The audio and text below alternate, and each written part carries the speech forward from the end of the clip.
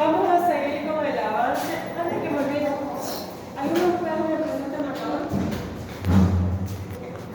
Ahora, vamos a seguir con el avance. Hoy vamos a ver lo que son las anomalías de las membranas feto-ovulares. Quiere decir anomalías en lo que es el líquido amniótico. Hablamos de un polihidramnios o de un oligohidramnios. Antes de entrar en el tema, vamos a recordar lo que era el líquido amniótico.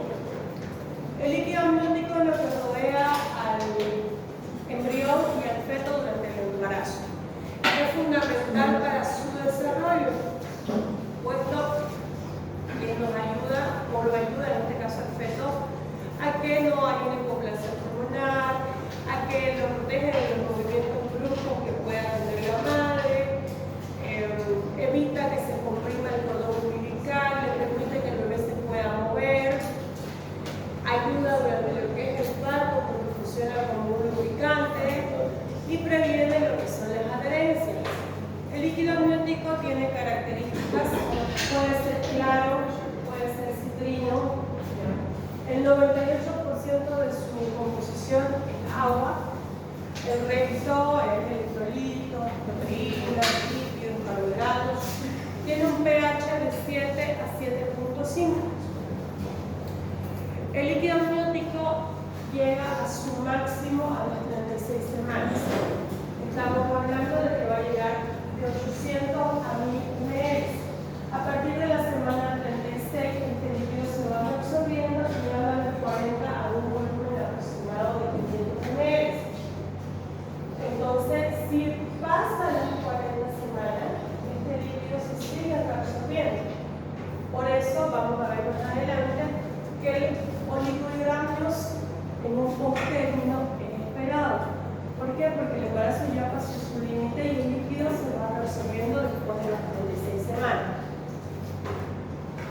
Si yo quiero saber cuánto es el líquido amniótico, ese diagnóstico se hace por ecografía. Nosotros le pedimos al ecografista que nos mida el ILA, que es el índice de líquido amniótico. Las últimas actualizaciones hablan de la máxima columna vertical. Entonces, el abdomen, el ecografista lo va a dividir con líneas imaginarias en 4 cuadrantes. Cada cuadrante o bolsillo sumado va a ser lo que es el índice de líquido amniótico. ¿Okay? Va a agarrar el ecografista, va a capturar lo que son los 4 bolsillos, va a medir de forma vertical lo más largo que haya, lo va a sumar los 4 y ese valor es el índice de líquido amniótico. Lo normal de 8 a 18. Eso es lo normal. ¿Ya? Ahora, como les decía, también está lo que es la máxima columna vertical. ¿Qué quiere decir? Va a ubicar los 4 bolsillos y el más grande es el que va a medir y nos va a dar un valor. Acá les puse esta tabla que habla de los valores normales del líquido amniótico. Vamos a manejar nosotros la del índice de líquido amniótico, es decir, el ILA. La máxima columna vertical se la estoy dejando ahí, pero vamos a manejar lo que es el ILA. Hablamos de un oligohidramnios o oligoamnios cuando es menos de 5 centímetros. Cuando es menos de 1 centímetro se llama anhidramnios. El líquido amniótico disminuido va a ser de 5.1 a 8 y el normal de 8 a 18. El líquido amniótico va a estar aumentado cuando el valor sea de 18.1 a 24.9 y el polihidramnio ya va a ser cuando sea mayor a 25. ¿Está claro? Si ustedes necesitan el valor del líquido amniótico para confirmar su sospecha diagnóstica, siempre tienen que solicitar medir ILA. Porque si ustedes no ponen medir ILA en su solicitud, el ecografista le va a poner líquido normal, líquido aumentado, líquido disminuido. ¿Ya? Entonces siempre ponemos medir ILA. Ahora vamos a hablar de lo que es el polihidramios. El polihidramio se va a definir como cuando, por dicho, el índice de líquido amniótico es mayor a 25 centímetros o la máxima columna vertical es mayor a 8 centímetros. Son las últimas actualizaciones. ¿Cuáles son las causas? Existen factores fetales, existen factores maternos. En los factores fetales tenemos las embarazos múltiples, también tenemos las malformaciones fetales, ya sean nerviosas o gastrointestinales. Si ustedes hacen un recordatorio a partir de la semana 18 a 20, ¿cómo se forma el líquido amniótico? Ana Beatriz.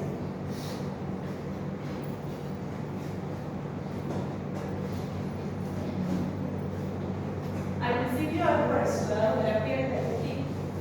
A partir de 18 a 20 semanas, ¿cómo se forma el líquido amniótico? Bueno, el bebé, el feto en este caso, orina de gluten, orina de gluten. Entonces, cuando hay anomalías gastrointestinales, no va a suceder esto, que el líquido se va a seguir orinando, orinando y va a seguir aumentando seco. Luego tenemos también como un factor lo que es el hidrofetal. Hay escuchado pediatría hidrofetal. Son fetos que tienen edema tejido celular, edema pericárdico, edema pulmonar. Son como unas esponjitas de agua. No tienen pronóstico de vida, algunos vomitan intraútero, otros vomitan en la seca. Otra causa serían las masas renales. Cuando hablamos de factores maternos, estamos hablando sobre todo de la diabetes mellitus descompensada. Paciente varón o mujer, ¿cuáles son las características de una diabetes mellitus? ¿O qué te hace sospechar que ese paciente es diabético?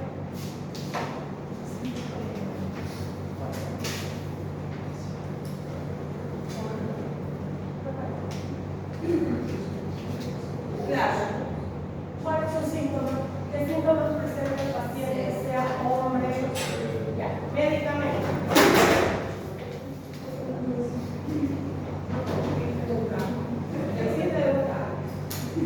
¿Cuáles son las características de una diabetes mellitus? Medicamentos. Polidipsia, polifagia, poliuria, pérdida de peso. ¿Qué es poliuria? Polidipsia, polifagia. Entonces, dice que un paciente con una diabetes mal controlada va a presentar poliuria, es decir, que va a orinar más de lo normal. Entonces, si esta mamá es diabética con una diabetes descompensada, lo mismo que ella sufre, o sea, es decir, esa poliuria que tiene va a tener el feto, va a comenzar a producir mayor orina. Otro factor materno es la incompatibilidad RH. La incompatibilidad RH se relaciona mucho con hidrofetal. ¿Bueno? ¿Cuáles son las sintomatologías? Uno, el aumento del tamaño de la altura uterina. La altura uterina va a ser mayor para la edad gestacional. La mamá va a referir una disminución de los movimientos fetales. Cuando queramos hacer las maniobras de Leopold, va a haber una dificultad para hacer las maniobras de Leopold. Por consiguiente, va a haber una dificultad para juntar la fetocardia. Va a haber un dolor o una presión pélvica. ¿Por qué? ¿Qué pasa cuando el útero va creciendo? ¿Ya comprime? ¿Cuántos ya va a producirse una compresión mecánica por el aumento del útero? ¿Qué vaso o qué grandes vasos va a comprimir? ¿Bien? ¿Qué vasos va a comprimir?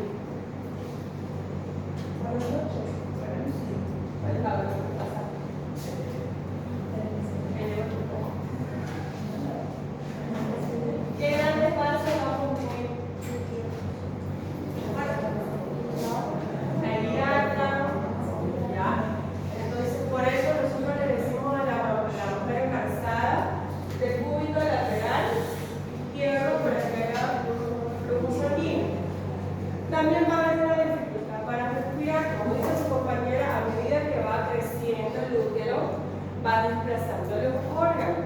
Entre ellos va a desplazar a un músculo de la respiración. ¿Qué se llama? El diafragma. Va a haber una elevación del hígado, entonces va a haber una mayor dificultad, una fatiga, va a referir la paciente producto del tamaño de lo que es el útero. Existen formas clínicas de lo que es el polidrama. Estamos hablando de la aguda y de la crónica. La aguda es de inicio rápido, se va a dar entre la semana 16 a 24. Tiene un mal pronóstico para el feto. Los síntomas de la madre van a ser intensos, van a ser súbitos. Se relaciona con malformaciones fetales y hay un mayor riesgo de un parto prematuro o de una ruptura prematura de membranas. El polihidramnios crónico es de un desarrollo progresivo, es más lento y sobre todo en el tercer trimestre del embarazo. Está asociada a lo que es la diabetes gestacional. La diabetes gestacional es aquella que se manifiesta por primera vez durante el embarazo después de las 20 semanas. ¿Ya? Y puede ser también idiopático. Es mejor tolerado por la madre y tiene un mejor pronóstico que la abuela. El diagnóstico es uno por examen físico, hemos dicho que la altura va a ser mayor, va a haber dificultad para ocultar, para hacer la maniobra Leopold, y se confirma por ecografía obstétrica solicitando la ecografía que mida el índice de líquido amniótico. Siempre hay que hacer diagnósticos diferenciales. Uno con el embarazo múltiple, que también nos da una altura mayor. Otro, la mola hiatiforme. ¿Por qué la mola? ¿Se recuerdan de la mola? Que la mola daba alturas mayores que hacen simular embarazos de más tiempo y en realidad es la mola, ¿no? Igual uno palpa la mola y no se puede palpar partes fetales, hay unos polidramios, dificulta la ocultación de la fetocardia y en el caso de la mola no vamos a lograr ocultar nada. Otro diagnóstico diferencial es el quiste de ovario. Muchas veces los pacientes tienen su quiste de ovario y nos hace pensar que hay líquido mayor de lo normal. ¿Cuál es el tratamiento? Primero, la restricción hídrica. Se le dice a la paciente que debe consumir menos agua. Una dieta hiposódica. Se le explica a la paciente que el consumo de sal es solo para darle sabor a sus alimentos, no tiene que ser salada. Y tenemos lo que es la indometacina como tratamiento. ¿Para qué usábamos la indometacina? Ya hemos hablado. ¿Para qué? Para que no haya aborto. Exacto, usamos para las amenazas de aborto. ¿Qué era la indometacina? Milagros. Es un antiinflamatorio no esteroideo que inhibe la síntesis de prostaglandinas, por eso lo usamos en las amenazas de aborto, en las amenazas de parto prematuro antes de las 32 semanas y algunos autores dicen hasta antes de las 28. Entonces, la indometacina, ¿qué va a provocar? El tratamiento solo cuando se hacen las amenazas solo son 3 días, es el supositorio, se coloca vía rectal. ¿Por qué? Porque la indometacina disminuye la producción de la orina del feto, aumenta lo que es la reabsorción del líquido pulmonar y disminuye la producción de líquido. Entonces, es el tratamiento para ayudar a disminuir la cantidad de líquido. Otro tratamiento sería la amnioreducción, que es el drenaje del líquido amniótico, sobre todo en aquellas pacientes con disnea severa, con amenazas de parto prematuro. Es un procedimiento que se lo hace bajo ecografía, como está en la imagen, para hacer el drenaje del líquido y evitar, cuando se está entrando a cavidad, evitar lesionar lo que es la placenta. Se saca el líquido amniótico para darle una mejor calidad a la paciente en la velocidad del embarazo. Y obviamente tratar la causa subyacente. Si es una paciente diabética, tratar de compensar a esta paciente.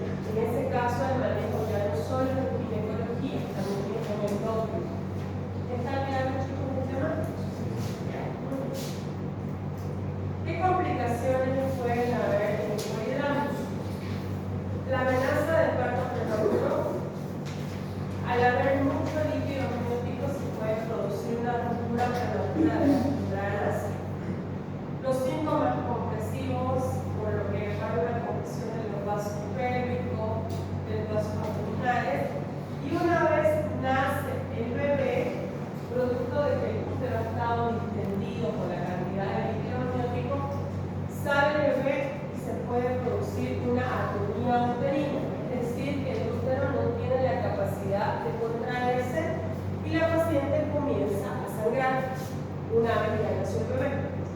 Ya, entonces, cuando sucede esto, se debe hacer una revisión de los síntomas con medicamentos tóxicos en primera instancia, la de primera línea de oxitocina. Ahora hablemos de lo que es el polihidramios. A diferencia del polihidramios, el polihidramios tendría a definirse cuando el hila es menor de 5 centímetros o tiene un bolsillo único menor a 2. ¿Qué agregamos? O sea,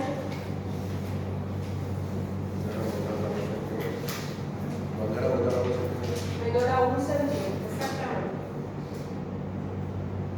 ¿Cuáles son las causas? Tenemos los factores fetales, factores maternos, los fármacos. Cuando hablamos de factores fetales, tenemos las malformaciones renales, puede ser agenesia renal, displasia renal, es decir, que el bebé no va a orinar normalmente, entonces no se va a producir el líquido. La restricción del crecimiento intrauterino, la muerte fetal, un embarazo con término, porque ya les expliqué que el líquido se va reabsorbiendo, entonces supera su límite del embarazo a ir disminuyendo más y más. Las membranas rotas es otra causa.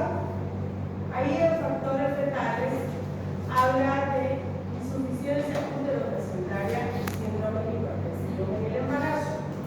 Los síndromes hipertensivos en el embarazo son 5. Tenemos preeclampsia, eclampsia, hipertensión crónica sobreagregada a la preeclampsia y la hipertensión gestacional. Cuando esta no está controlada adecuadamente, no puede provocar una insuficiencia uteroplacentaria. Es decir, que la placenta no tiene la capacidad de darle lo necesario al producto y eso puede provocar una restricción del crecimiento, que vendría a ser una causa fetal. ¿Está claro? Cuando hablamos de fármacos, tenemos los inhibidores de las prostaglandinas sintetasa. ¿Como cuál? Ademiso. Mencioname un medicamento inhibidor de las prostaglandinas.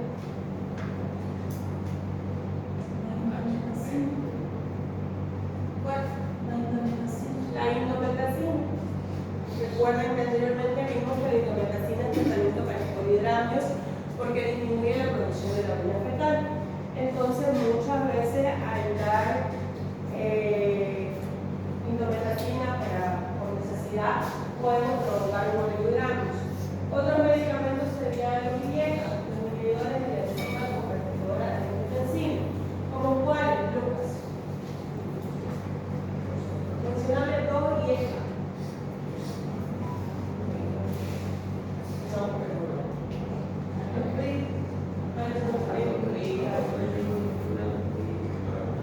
Eso, ¿ya? Son uno de los medicamentos que pueden causar lo que es oligohidratos. Diagnóstico igual por examen físico, una altura uterina menor para la edad gestacional, pero lo confirmamos por ecografía obstétrica solicitando el índice de líquido amniótico. ¿Cuáles son los riesgos de oligohidratos? En el primer trimestre, una hipoplasia pulmonar. En el segundo trimestre, hipoplasia pulmonar. La compresión fetal, defectos musculoesqueléticos producto de que no hay, porque no hay líquido, el bebé no se va a poder mover fácilmente. En el tercer trimestre, compresión funicular. ¿Qué sería compresión funicular?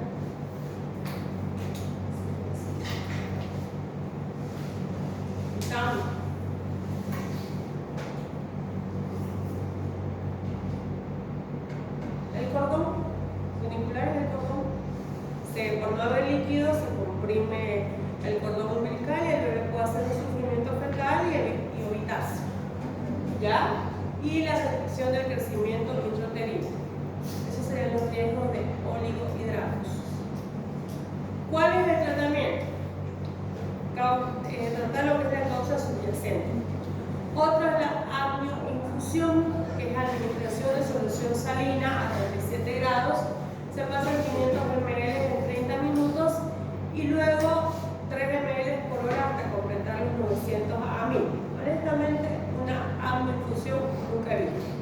Lo que sí he visto ha sido lo que es el drenaje de líquido amniótico de una paciente que tenía un ILA de 32 semanas con toda la sintomatología de dificultad respiratoria. Entonces, cuando yo me estaba formando, mis maestros hicieron la amioreducción.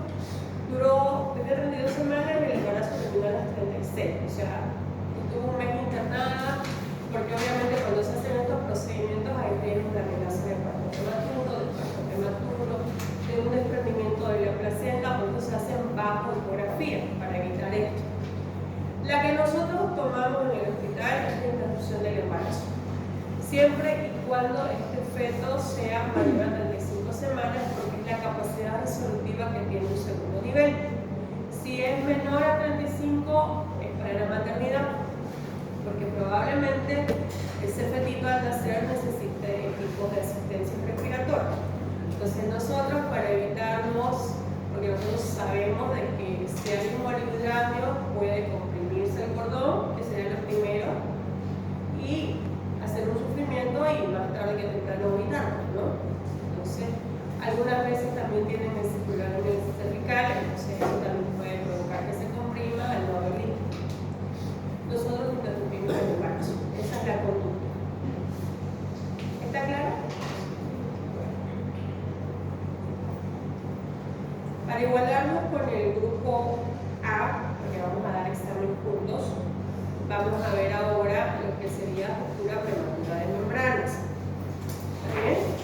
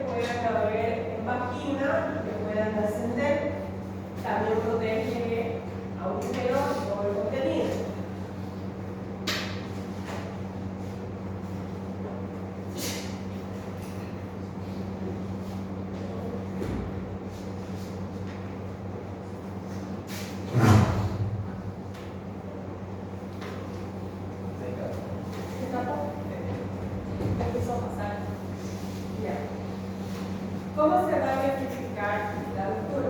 Va a ser por su localización y por su edad gestacional.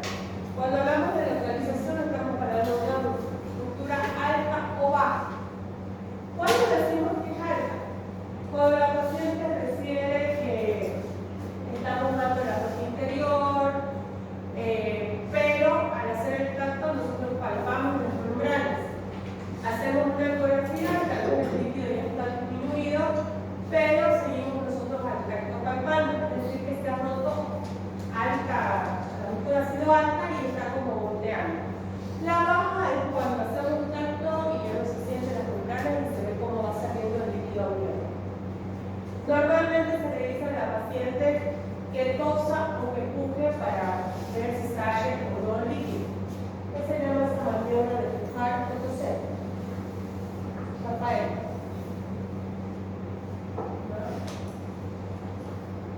Bueno, eso, ahí está. Maniobra de avanzada. Se le pide a la paciente que empuje, que tosa y ahí se va a ver si salen o no líquido nuevo. También tenemos la clasificación por edad gestacional. Sería la del pretérmino antes de las 37 semanas y la del término que es después de las 37 semanas. Esta de pretérmino la vamos a subdividir en previable, que sería entre las 22 semanas y un día a las 24. Lejos del término, que sería de las 24.1 a las 34 semanas. Y cerca del término de 24.1 a las 27 semanas. ¿Cuáles son las causas de ruptura prenatal membranal? Pueden ser infecciones, ya sean infecciones vaginales, infecciones urinarias. Puede ser la dilatación cervical, es decir, que la paciente tenga una incompetencia cervical. ¿Qué es la incompetencia cervical? La vamos a ver más adelante, pero se les voy a definir. Es la incapacidad del cuello de permanecer cerrado. Esta dilatación es indolor. Cuando acuerden, ya la paciente está dilatada y en ningún momento recibió dolor.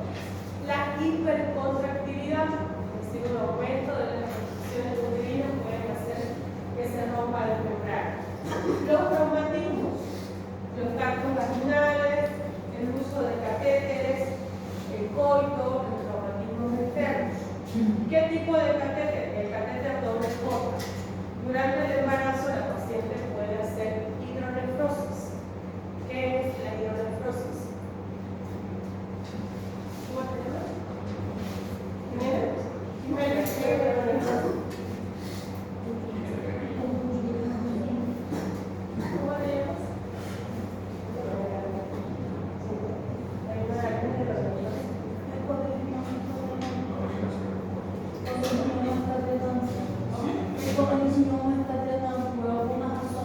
Ya, exactamente. El acúmulo del líquido del riñón y este líquido es orina. ¿Cuál sería la razón del embarazo? El aumento del volumen del útero, que va a provocar una compresión de los riñones y de los ureteres. Muy bien. Entonces va a provocar que estos ureteres se desplacen, se acodan, se comprimen, entonces va a haber una hidronefrosis. La hidronefrosis se va a clasificar de acuerdo a los grados de compresión, grado 1, grado 2, grado 3. Sería su neurología y supongo que ya lo vieron. Entonces, cuando se coloca el catéter doble funda, que es para permeabilizar y dar paso al uretere y ayudar en las lesiones, puede provocarse ruptura prematura, puede provocarse parto prematuro, amenaza de parto prematuro. Los traumatismos externos serían, muchas veces la paciente a veces cae en área. Por contragolpe se pueden romper las membranas. Las causas maternas, el síndrome de Ehlers-Danlos, que es una coagulopatia. La mayor composición, o sea, la composición en su mayor proporción de lo que son las membranas es colágeno. Entonces, si hay una coagulopatia, obviamente que se puede producir una ruptura de membranas. Las hemorragias de parto. Otra causa es el aumento de la presión. Un poligrama que está distendido puede romperse la membrana, un embarazo múltiple. ¿Cuáles son las manifestaciones clínicas? Bueno, el paciente va a referir que sale líquido amniótico. Hay algunos pacientes chicos que por desgracia se les rompió las membranas cuando fueron a orinar. Entonces ellas no se percatan de que fue en ese momento que se rompió. Puede haber contracción, como también no puede haber contracción. ¿Dónde nacen las contracciones?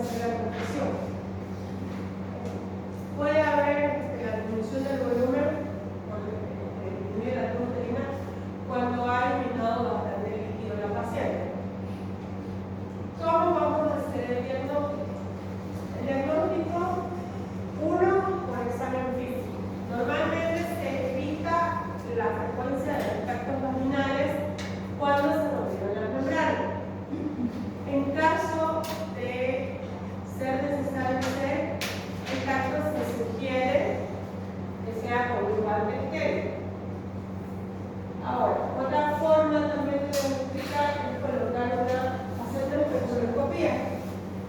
Se coloca el espéculo y se identifica al orificio cervical externo, que sería ese, y se visualiza la salida del líquido amniótico. ¿Qué pruebas auxiliares de diagnóstico tenemos? La prueba del pH, que sería el test de nitracina, en la cual se coloca a la paciente en posición ginecológica, se coloca un espéculo y esta cinta se coloca en fondos de saco. El pH del líquido amniótico es de 7.1 a 7.3. Si hay un cambio de color de naranja a azul, es positiva, pero también pueden existir los falsos positivos. Otra es la prueba de cristalización. Esa es la que hacemos en el hospital cuando tenemos dudas. ¿Ya? Porque diagnósticos diferenciales de ruptura prematura de membranas es semen posterior a las relaciones sexuales o la leucorrea. Muchas veces las pacientes van constantemente, se hace ecografía, el líquido está normal, entonces la prueba que nosotros hacemos es la prueba de cristalización. Solo necesitamos un espéculo, una capilla ginecológica, que es lo que tenemos, un portaobjeto, un hisopo y que el laboratorio nos preste su microscopio. Entonces se coloca la paciente en posición ginecológica, se coloca el espéculo, con el hisopo se toman muestras del fondo del saco y se lleva al portaobjeto y se deja secar. Una vez secó a la piel, se lleva al microscopio y se van a ver como helecho, hojas de helecho. Si la vemos, es positivo.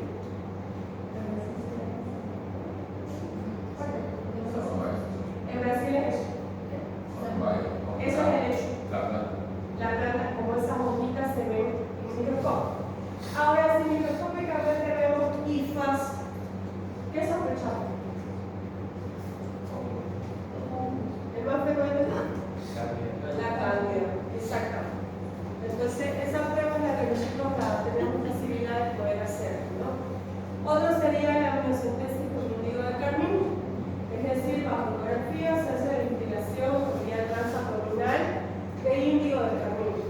Si efectivamente es una bolsa rota, va a salir por pastilla el color, ¿no? El carmín, el carmín va a salir el líquido. Y por último, la ecografía nos va a decir si hay o no un oligoácido. ¿Cuáles son las complicaciones? Infecciones, ya les dije que se rompen las membranas y va a haber infecciones de todo el contenido, ovular, fetal, materno. La prematurez, ¿por qué? Porque si se rompió la membrana, podemos internar a esa paciente, echarla y monitorizarla. Pero si aparece algún signo de infección a las 28 o 29 semanas, hay que sacar al producto. Entonces vamos a ver que la prematurez puede haber un sufrimiento fetal. ¿Cuál es el tratamiento? Se interna toda paciente por esa rota, se interna. Si fuera un tercer nivel, en los hospitales que ustedes van a dar prácticas, internamos hasta niveles de 34. En nuestro caso, no podemos internar los niveles de 34 y referimos. Se interna, se indica reposo absoluto, se hace maduración pulmonar. ¿Cómo se hace la maduración pulmonar? Beta-metazol. ¿Cuánto?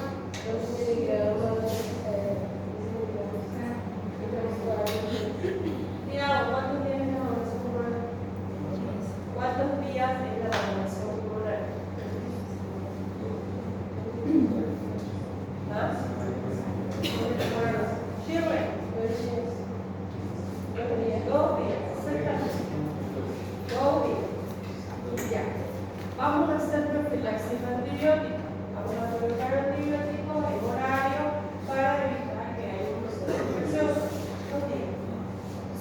Vamos a indicar inhibidores para evitar que haya compresiones, porque la infección va a seguir saliendo del líquido amniótico.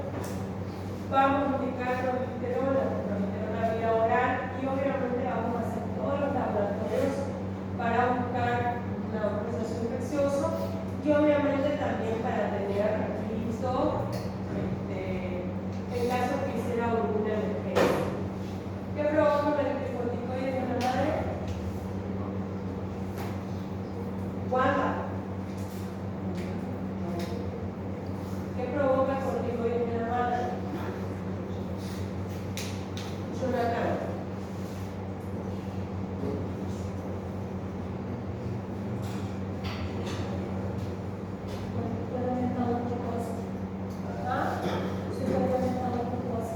Aparte de la glucosa, que se puede hacer sospechar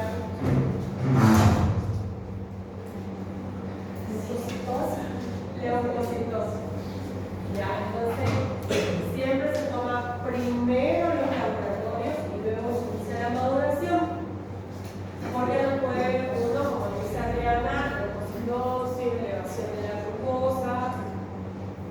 Cuando la paciente está internada con defensa rota, se le debe, uno, empezar a hacer obstétrico, dos, se hace control de miocardia, frecuencia cardíaca materna, temperatura de la madre, se coloca paño verde de vulva en un apósito que se lo envuelve con la tela verde del quirófano, se hacen unos paños, unas toallas higiénicas para controlar.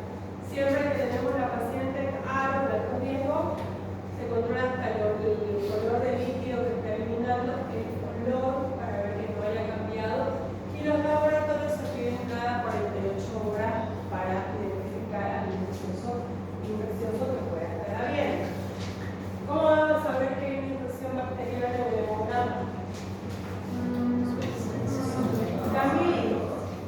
Yamil. O Yamil. Desvío a la izquierda. Cuando tenga desvío a la izquierda. ¿Qué sería el desvío a la izquierda? Neutrófilos aumentados, los leucocitos aumentados. Ok. Vamos a pedir una PCR.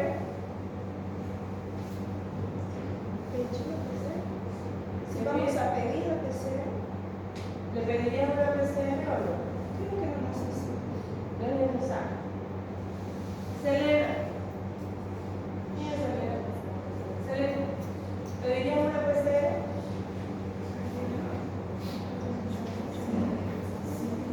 Sí.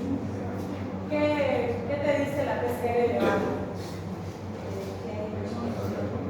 ¿Que hay un proceso infeccioso o inflamatorio? Exactamente. Muy bien. El tratamiento también va a variar mucho de acuerdo a la edad gestacional. Si es 37 semanas o más, podemos hacer la inducción al parto o realizar una cesárea. ¿Qué es inducción?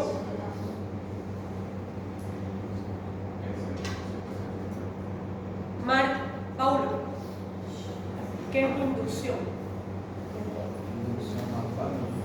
¿Qué es la inducción al parto? Sería provocar ¿Cómo? con oxitocina. Ya, otra opción. De Nilsson. Otra opción, aparte de la oxitocina para inducción. Inducción es lo que dice Paulo, es provocar el parto, provocar la maduración del cervix para que comience lo que es el trabajo de parto. Lo podemos hacer con oxitocina, pero frecuentemente usamos misoprostol. Ya se hace la maduración del cervix con misoprostol. ¿Y qué es conducción? No me sale su nombre. Anderson. ¿Qué es conducción? Si inducción es provocar el parto, ¿qué es conducción? ¿Vas a ayudar? ¿Con qué? Ya. Conducción es una paciente que ya está en un trabajo de parto en la cual le vas a colocar oxitocina para mejorar las contracciones en intensidad y frecuencia. Normalmente, cuando hacemos inducción, una vez ya dilató la paciente, colocamos ya oxitocina para seguir provocando las contracciones y que sean regulares. ¿Ya? Pero si es una paciente que está en un trabajo de parto, que está con 6, pero tiene contracciones débiles, hacemos directamente una conducción. ¿Con qué se hace la conducción? Con oxitocina. Se inicia con 10 unidades de oxitocina a 8 gotas por minuto. Se puede ir aumentando el goteo de oxitocina cada 30 minutos. ¿Está bien? Ahora, si es de 34 a 36.6, primero se evalúa el estado de la paciente y del feto. Si está hemodinámicamente estable, hacemos antibióticos como profilaxis, útero-inhibidores, la paciente está en reposo. Si es de 24 a 33.6, se hace antibiótico-terapia, reposo absoluto. Podemos usar, a pesar de que son 24 semanas, algunos autores dicen que podemos usar lo que es el corticoide para maduración. En caso que la paciente, a pesar de la medicación, presente contracciones y no cedan, vamos a usar el sulfato de magnesio. El sulfato de magnesio en obstetricia lo usamos para lo que son las amenazas del parto prematuro, para evitar la hemorragia intracraneal del feto. ¿Ya? También lo usamos en pacientes con síndromes hipertensivos que ya han convulsionado o que tienen riesgo de convulsión. Pero en este caso es para evitar la hemorragia intraventricular del recién nacido. Y bueno, si la paciente tiene 22.1 o 23.6 semanas, tiene un mal pronóstico. ¿Ya? Y más si tiene factores que nos hacen pensar en que hay un proceso infeccioso. Si fuera menos de 22 semanas, bueno, ya sería un aborto. Exactamente. Una vez se rompió la membrana, puede haber lo que se llama la infección amniótica. Es la presencia de síntomas en una paciente con infección intraamniótica, que se llama corioamnionitis. ¿Ya? Vendría a ser una infección de toda la cavidad amniótica y de todos sus contenidos. ¿Cuál es la fisiopatología? Vía transcervical o ascendente. Se rompió la membrana, había un proceso infeccioso en vagina que ascendió y se infectó todo el contenido.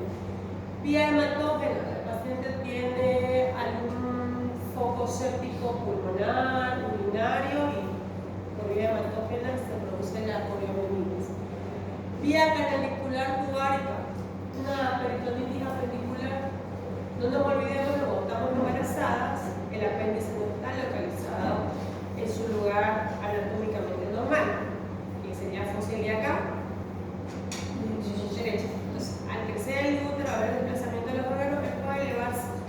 Entonces, las pacientes, la mayoría no sabe, presentan molestia, le da fiebre, entonces, que el apéndice probablemente porque está ascendido. Entonces, por vía canalicular también puede ser. Rara vez un absceso tubovárico puede provocar. Los principales agentes son la Escherichia coli. ¿Qué es la Escherichia coli, Milano? ¿De qué tipo?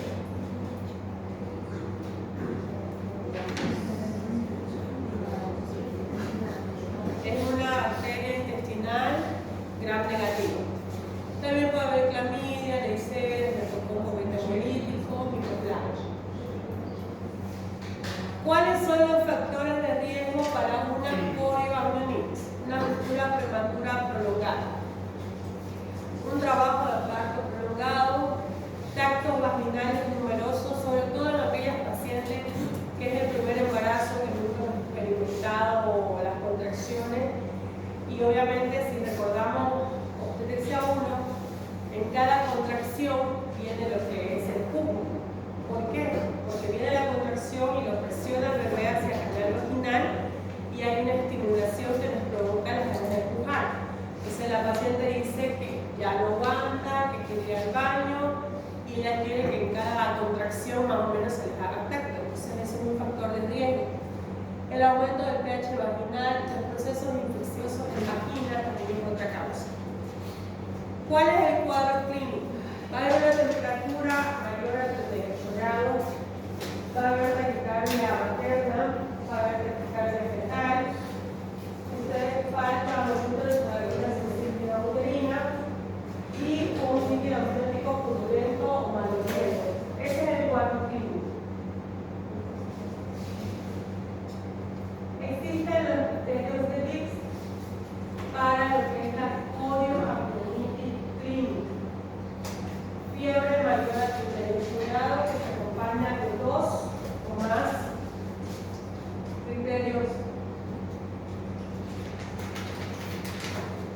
Ya puede ser entonces fiebre o taquicardia materna, taquicardia fetal, líquido maloliento purulento y leucocitosis mayor a 15.000. Vamos a pedir un hemograma, una PCR y un hemocultivo. Complicaciones maternas, una endometritis puerperal, una hemorragia del puerperio, infección de la vía quirúrgica, bacteremia o la muerte de la madre en caso de la bacteria cerebral. Fetales, neumonía congnatal, sepsis neonatal, hemorragia intraventricular, parálisis cerebral. No nos olvidemos de que cuando son prematuros estos bebés tienen mucho mayor riesgo de complicación. ¿Cuál es el tratamiento? Ante el diagnóstico de una poliomielitis clínica, vamos a hacer interrupciones de embarazo bajo antibiótico-terapia. Tenemos que cubrir gran positivo, gran negativo y anaeróbico. Cefotaxima, un gramo cada 6 horas intravenoso, gentamicina, 80 miligramos cada 8 horas y post-cesárea metronidazol 500 cada 8 horas. Ese es un esquema que manejamos. Otro esquema que podemos manejar es clínica magnética. Ceftriaxona, mamamica, magnética. Podemos manejar. ¿Cuánto es la dosis de la ceftriaxona? Ceftriaxona, un gramo. ¿Un gramo? ¿Cada cuánto? Cada 6. La ceftriaxona, un gramo cada 2. Ceftriaxona. Pero en ese caso de ceftriaxona, Cefotaxima. no, de la ceftriaxona, cuando hay caso de infección, se hace de 12. Sí, porque vas a combinar con amicacina. Con amicacina, claro. Tienes que cubrir, digamos, tienes que cubrir, perdón, Positivo, positivo, negativo, creo. ¿Ya?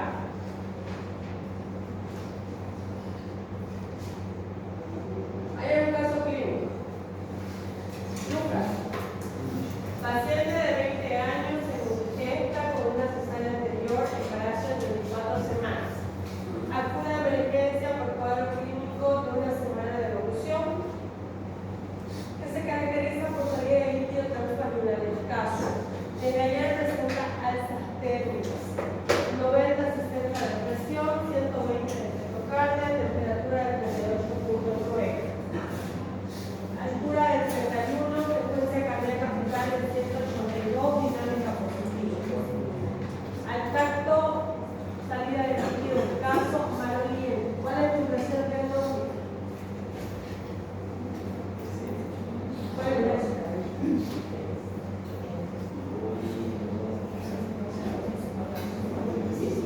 Esa es la impresión diagnóstica. Una poliomielitis porque ustedes ven está cumpliendo los criterios de Gibbs. ¿Cuáles eran los criterios de Gibbs? Ana Beatriz.